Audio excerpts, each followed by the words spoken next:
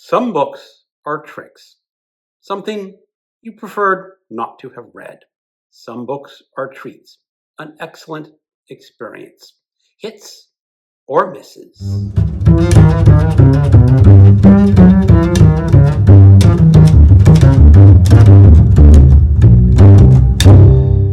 Hello, welcome to my channel. Another Bibliophile Reads. My name is Greg, and today I am doing an original tag that was created by Heather at Heather Reads and by Meg at Books Off the Beaten Path. This is the Trick or Treat book tag. This is for Halloween. I'm going to be at the very tail end of the party, so I may start referring to this tag as hits or misses. So in the future, if someone sees this tag, they can do this not as a trick or treat tag, but as hits or misses tag. It will be up to you. Now, I was tagged by Book Time with Ryan and Alan at Big Hard Books and Classics. I may have been tagged by a few other people. Now, this tag comes with only 2 prompts. Number 1, tricks. Pick 5 books which you have read that did not turn out to be what you hoped for, like getting candy, but not the kind that you like. Tell us the reason this book didn't work for you. Prompt number 2, treats. Pick 5 books which you have read that were the best reading experiences you've had. Now, for this video, I am going to be swapping the tricks and treats. So I will not be doing each tag or prompt alone, but swapping them. And I will start off with a trick. A White Arrest by Ken Bruen, originally published in 1998. Set in London's gritty underworld, this first entry in Bruen's Inspector Brandt series introduces a brutal, darkly comic portrayal of crime and corruption. As a vigilante kills drug dealers and criminals, Brandt and his fellow officers navigate moral gray zones and bureaucratic rot. Written in Bruen's spare, rhythmic prose, the novel blends noir fatalism with biting satire, redefining British crime fiction for the modern era. This, by its description, should have been an absolute hit for me. I love dark noir novels with that biting satire. But as I was reading this book, I found myself absolutely just disinterested in the characters and the story. I'm not sure exactly why. I have read some of Ken Bruen's previous novels published with Jason Starr under the Hard Case Crime line, and I really liked those previous books. But there was something inexplicable about this novel that just did not capture my attention. Maybe it is that spare prose style that just doesn't float my boat. And it was disappointing, but it was a trick. A treat. Babel by R.F. Kuang, published in 2022. Set in an alternative 1930s Oxford powered by magical silver and linguistic mastery, Babel follows Robin Swift, a Chinese orphan raised to serve the British Empire through translation. Kuang combines historical fantasy with post-colonial critique, examining how language itself can be an instrument of domination. Richly detailed and intellectually fierce. This is a powerful meditation on empire, rebellion, and the ethics of knowledge. I had not previously read any of R.F. Kuang's books. I went into this book being a little skeptical because, generally speaking, I'm not a fantasy reader. But this book absolutely floored me and amazed me. Kuang brought me into this world of Oxford in the 1830s with its magic, its immigrants, and I absolutely fell in love with it. Absolutely loved it. And part of the reason I think I really liked it was I was not expecting to go in liking it that much. It was going to be, okay, I need to experience some modern fantasy novels, and this one looked like it'd be a good enough. And maybe that expectation that exceeded my expectation, in part made this such a treat. And someday I will read more books by R.F. Kuang because this book was a treat. A trick. Remarkably Bright Creatures by Shelby van Pelt, originally published in 2022. This tender debut novel follows Tova Sullivan, a widowed aquarium cleaner, and Marcellus, a highly intelligent giant Pacific octopus who becomes her unlikely confidant. Together they uncover long-buried secrets of love, loss, and family. Van Pelt's blend of quiet humor, warmth, and magical realism makes this a deeply humane story about connection and healing across species and generations. This book was selected from my in-person book group. I would not have picked this up on my own accord. Now, I loved the character of Tova and Marcellus. Tova is an elderly, widowed woman working in an aquarium, and I like stories that feature older people, mostly because I'm kind of getting old myself, and I'm tired of reading about youngins. So if this novel had stuck with Tova and Marcellus, it could have been a fabulous novel. Unfortunately, Van Pelt did not stick with those characters. She introduced some younger characters, and that doesn't have to be a bad thing, but the way that she presented these characters, there was a younger male character who, let's just say, annoyed the bejeebus out of me, and it started into a family story of families getting together and how much families will eventually come to love each other. I found it very cloying at parts and very cliched. And that's the part why it disappointed me so much. Now I know there are a lot of people who really like this book. I think it appeals to a certain type of reader who's looking for more brightness, more cheeriness, more happy ending sort of types of books. So it was a trick for me. A treat. Eve by Kat Bohannon, originally published in 2023. Subtitled How the Female Body Drove 200 Million Years of Human Evolution. This sweeping work of nonfiction reimagines the story of evolution through the lens of female biology. Bohannon combines science, anthropology, and wit to show how traits like menstruation, menopause, and mothering shaped human survival. Both erudite and irreverent, Eve is a groundbreaking corrective to male-centered evolutionary narratives. This is a fascinating and important work of science and nonfiction.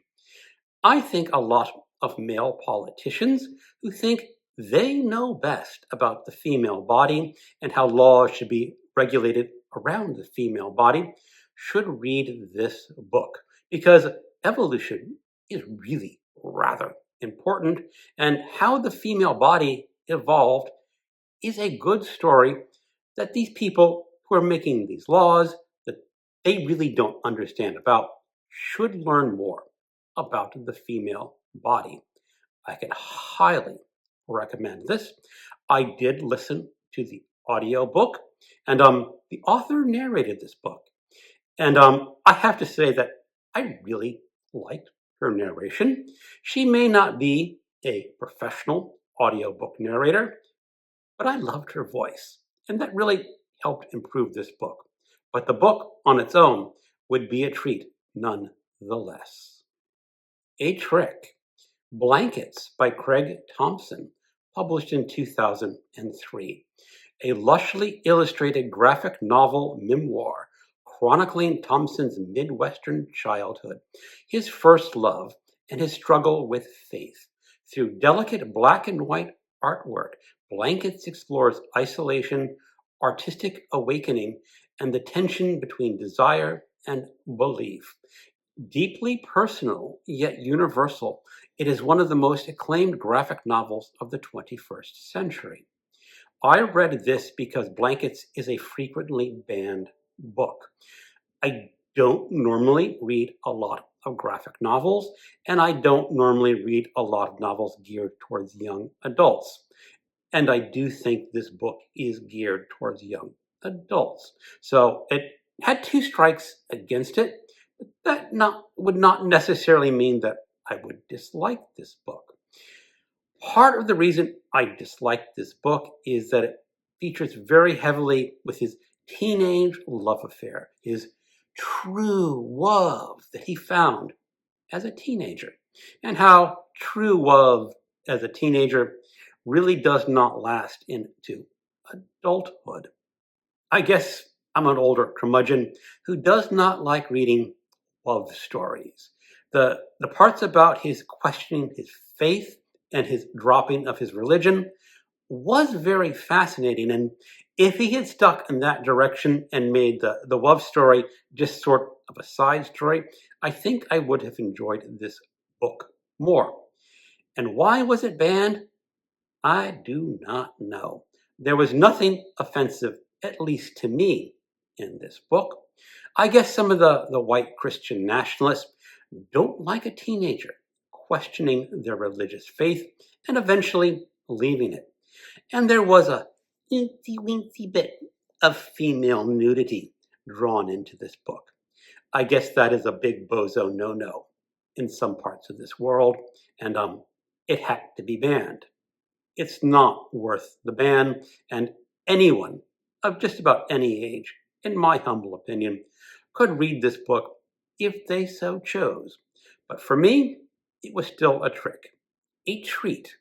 The Passion According to G.H. by Clarice Lispector, originally published in 1964 and translated from the Portuguese. After a wealthy Rio woman accidentally kills a cockroach in her maid's room, she experiences a harrowing spiritual breakdown. Through her fragmented internal monologue, Lispector delves into consciousness, disgust, and transcendence. The Passion According to G.H. transforms an act of revulsion into a mystical revelation, blurring the boundaries between self and existence. This is a fascinating and magnificent novel. I have read it twice. It will take you into a realm of thought that you will not believe. There is a shocking scene in this novel.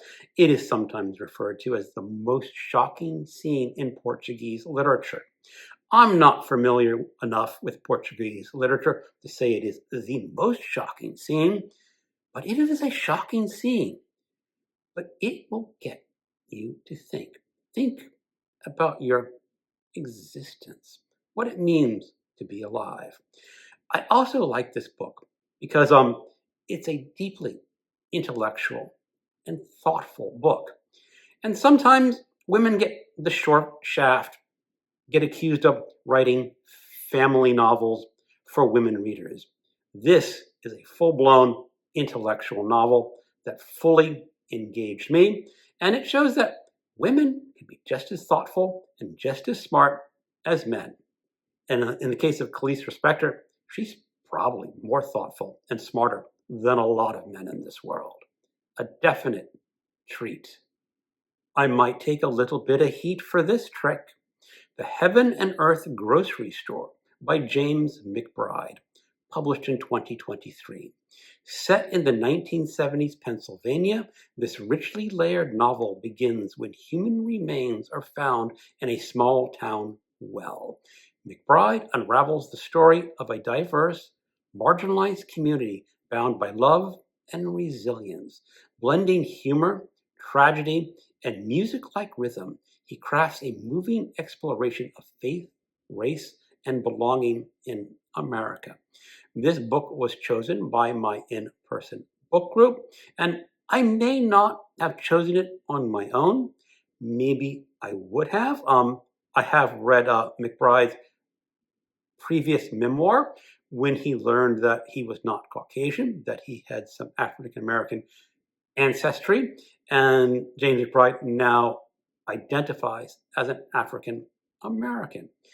But the problem with this book, it started off with a mystery, sort of like it would be a crime novel. But he went back into history for the 70s to tell the story of this community. And while parts of it were interesting, I don't think McBride fully knew where he was going in this novel when he was writing it. There are two ways to write a novel. John Irving always writes the last sentence first, so he knows how to end the novel. And then there are novelists like Dan Simmons, who is a science fiction, horror, and thriller novel, who starts his novel and says, no surprise for the author, no surprise for the reader. And definitely, I think McBride followed the Simmons theory, that he started off not knowing where this novel was going. He had the body in the well, and he had some characters that he was moving around and talking about. And he had too many characters for such a short book. There are two great characters, Dodo and Monkey Pants. They are younger characters, but they were fascinating. But the fascination with these characters just didn't hold my attention enough. And unfortunately, I have to say that this novel was a trick for me. A Treat, A Fever in the Heartland by Timothy Egan, published in 2023. A riveting work of nonfiction narrative dealing the Ku Klux Klan's rise to power in 1920s Indiana, centered on the charismatic and monstrous D.C. Stevenson. Egan explores how racism, religion, and ambition fueled a national movement, how one woman's courage brought it crashing down. Vivid and urgent, its history told with the drive of a thriller. This is an important work of nonfiction in today's society. Back in the 1920s, Indiana and elsewhere in the country, if you wanted to rise as a politician or a member of the police force, you had to join the Ku Klux Klan. Now, this D.C. Stevenson rose to the very top of the Klan in his region, and it was talked about how he'd become a state senator for Indiana, and after becoming a state senator, how he would rise or go to the presidency. And that was a legitimate path for him. But he was a brutal and nasty racist. And he tried to murder a woman. And this attempted murder brought him down. And with his fall, the Klan also fell. I think this is an important work, especially in today's environment in the United States of America. The men who joined the Klan because it was important to do so kind of still embraced their racism. And when the Klan fell from power, that racism went underground. And nowadays, it's coming back to the surface. Maybe there will be an event in the future that will bring our current rise in racism to an end like the KKK ended. This is a fabulous book that a lot of people should be reading. A Treat, A Trick, Invitation to a Banquet by Fuchsia Dunlop, published in 2023. In this lyrical culinary history, Dunlop explores Chinese civilization through its food, tracing how dishes, ingredients, and techniques reflect cultural values and philosophy. Combing scholarship, travel writing, and sensual detail, Invitation to a Banquet reveals how China's cuisine embodies its history, creativity, and worldview, a feast for both intellect and palate. I read this book as a judge for the BookTube prize. Out of all the books on this list, this is the one that I dislike the most. Partly is that I'm not a foodie. A lot of people really get attached and interested to books about food, thinking about food, reading about food. Food for me is just food for the most part. I do like my Chinese cuisine, but I'm not really eating Chinese cuisine.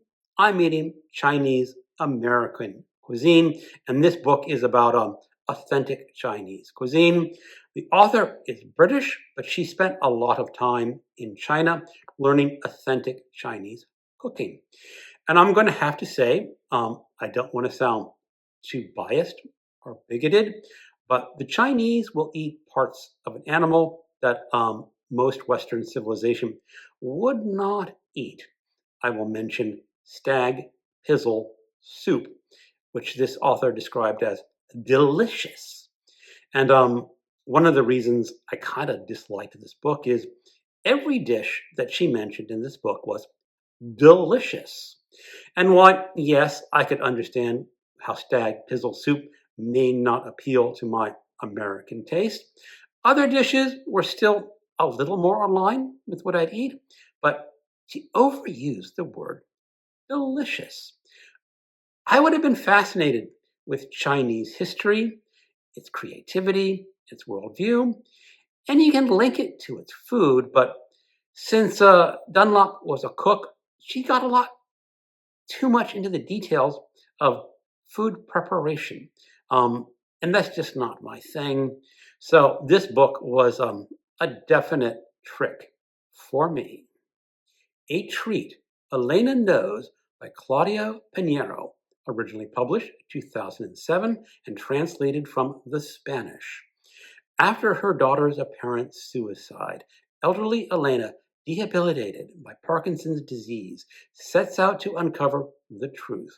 Her slow, painful journey through Buenos Aires becomes a meditation on faith, autonomy, and the way society dismisses woman's suffering. Piñeiro's terse, compassionate prose transforms a mystery into a profound study of moral conviction and resilience. I read this part of the Piñeiro group on Voxer. This group was reading all of Claudia Piñeiro's novels. I only read 2 of the books for this group, and Elena Knows was absolutely fascinating. Piñeiro is often described as a crime novelist because her novels feature a crime, but calling them a crime novel is a little disingenuous. She uses crime as a way to meditate on life. And Elena was such a powerful character. I believe she was in her 60s, but as I said in the description, she is suffering from Parkinson's disease, and every movement is a chore.